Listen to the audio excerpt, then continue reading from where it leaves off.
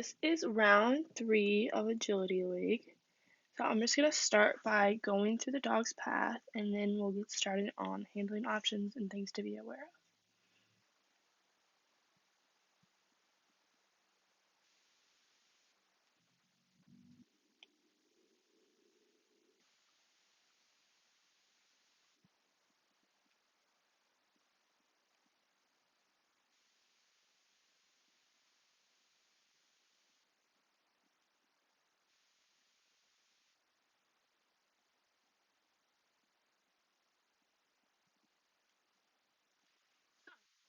Follow the course, and basically where I think the dog's most of the path is going to go. So now let's start at 1 and look at the handler's path. I always set the dog up either around about here or here, just depending on if you want a slice. Want approach. So the dog will come through here. For you, you can either kind of run with them and kind of do a little cross, or you can just kind of start here and then really open up your shoulders and then just call them over to you. So basically call them to your hand and make sure they're taking the jump. And then this is a pretty big slice, so you really want to push them back over, because the one thing that would happen is as you come through here and you're running this direction,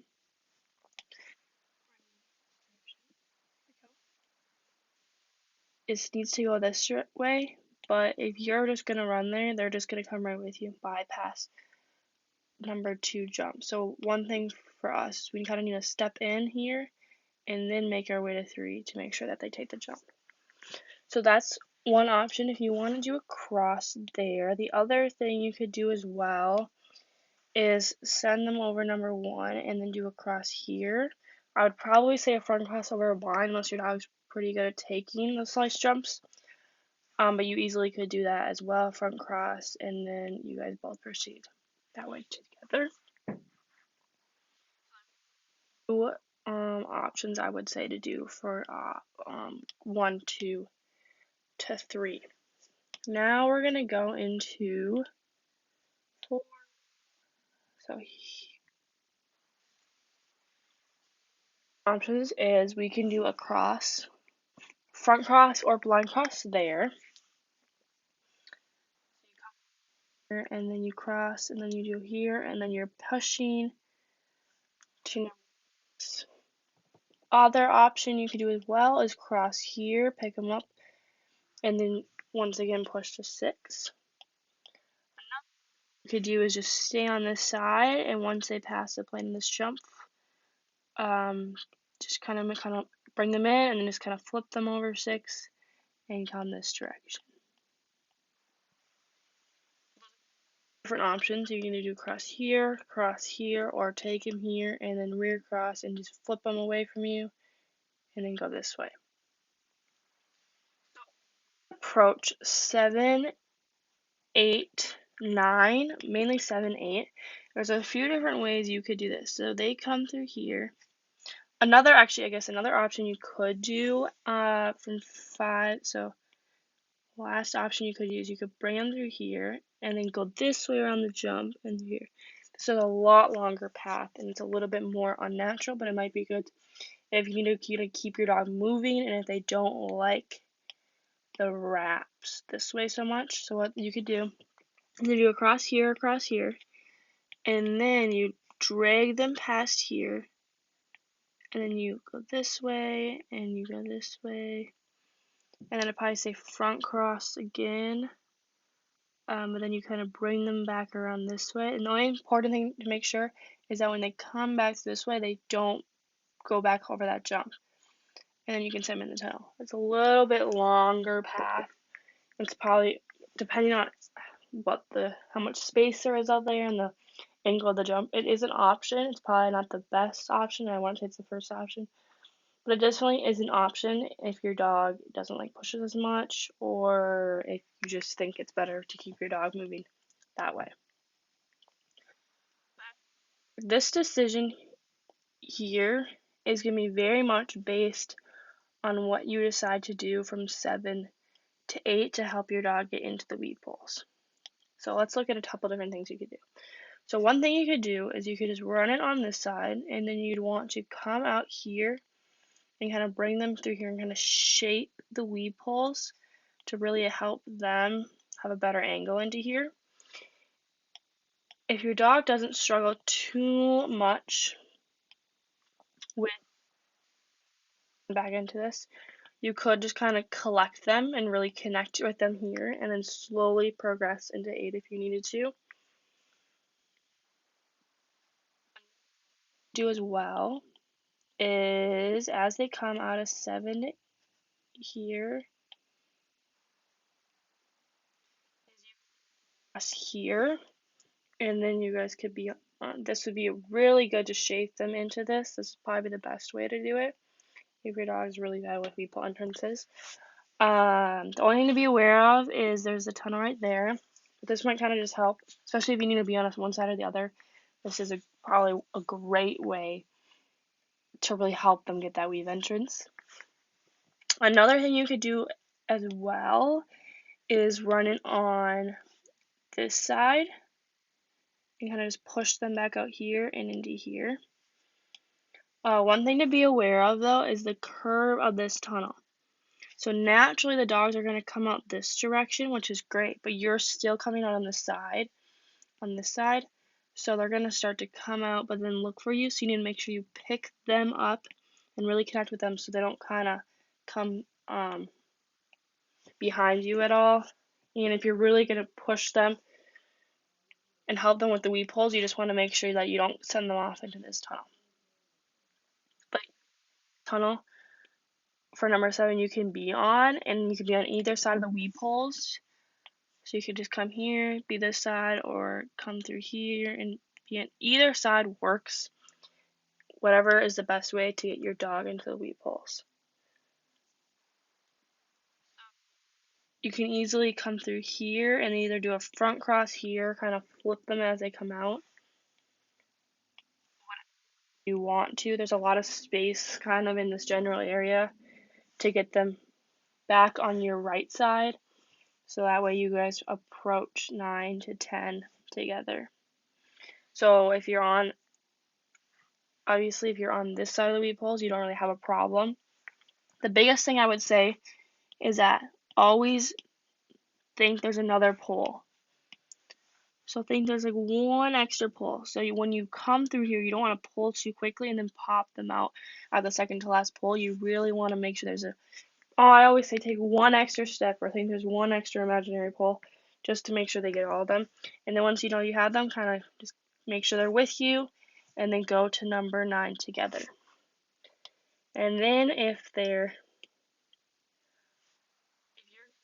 on this side, the only important thing is do not turn too quickly that way, and then pull them out at the second to last pull. And you can either do a front cross here, or you can do a blind cross, or you can kind of just let them come out in front of you and then come on the side, or you can go back and or you can, the other thing you can kind of do is come through here and then it'll turn them and then go this direction. There's a lot of space to kind of get some awkward crossing and then continue to go on. Approach 11, 12, 13. And this is very similar to 5, 6, 7.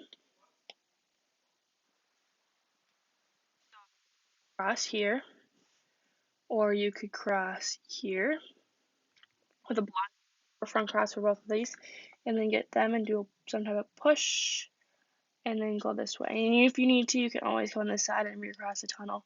But I always say, get on, do the push and come on this side would be better, just to help you get up to the A-frame a little bit better. Otherwise, the other option is you just keep way, and then as they get past the point of the jump, flip them to this way. Thing to look at when you do this is that if you are going to stay here and then flip them, you just want to be aware of is your dog going to lock on to 13 or this jump here, and then you do your cue too late and they go over this jump before they even get this jump right here. So one thing I would say is kind of try to get ahead of your dog just a little bit and slowly put pressure on their line, but not too much pressure where you send them this direction where the jump, but just enough where they start to go this way and don't want to take this jump right here. Sense. Over number 12, then we go on to number 13, 14, other. And then this isn't too bad. It's probably a little bit of a push, but luckily they're coming off the A-frame in this direction. So it should be a natural path to them. The only thing is for us is we don't want to just assume they're going to take it and then just come this direction, because otherwise your dog's just going to come into you and then either get this side or just completely just not take it and keep moving this way. So just about. And then as you from 16 to 17, different things. So we either can cross here, do a firm cross or a blind cross, or we could do a cross here for after 17, so the landing side of 17. I would probably say a front cross would be better, or blind cross. You just have to make sure your dog will take this jump right here, even if your body and your shoulders and your feet are pointing in that direction. But the biggest thing is if you are going to do a blind cross, is you just want to kind of hold your shoulder and arms opened up, and then as you know they're going to taking off, and you can switch over. Or you completely could switch over even before they take off, and then you really want to bring up that left hand right here, so you just have to rotate even earlier. So there's a couple kind of different ways you could do that. You could either treat it like a kind of a push S, which I can explain in class if you'd like me to, or you could do a and really get that left arm up early and trust that they're going to take that jump. The last do as well is just let the dog come out here and land to go to 18 and do a rear cross kind of on the flat. Then as they come here, cross on this side. So the dog cross in front of you, and then you guys can proceed to 18 together. Personally, I would say the best option is come out here and do a front cross or a blind, just because there's so much space here for you guys to make sure they get over 16. You can do your cross and then go 17, 18 together. I think it's just probably the easiest option right now, because if you also want to do your cross here, you really have to make sure your dog takes number 16 and trust them and get out of there in time to get that cross in there. But I mean, either one works. It kind of just depends on your dogs. Y'all probably do something different. So then after that, they go over 18, 19, and the biggest thing for us here is as you go to 18, you really want to make sure your feet and shoulders and everything are turning this direction, because they're in full extension coming over this, and you don't want to actually put too much pressure and then send them into this tunnel. So you can kind of either say something or just kind of collect. Really just want to make sure that once they get over 18, really start training that body to get them to come to 19 with you, if they're big tunnel suckers especially. Over 18, 19, 20, we then just need to be aware that this is pretty much a box right here. So a couple different things is we don't want to lose them off to this jump by putting too much pressure on their line.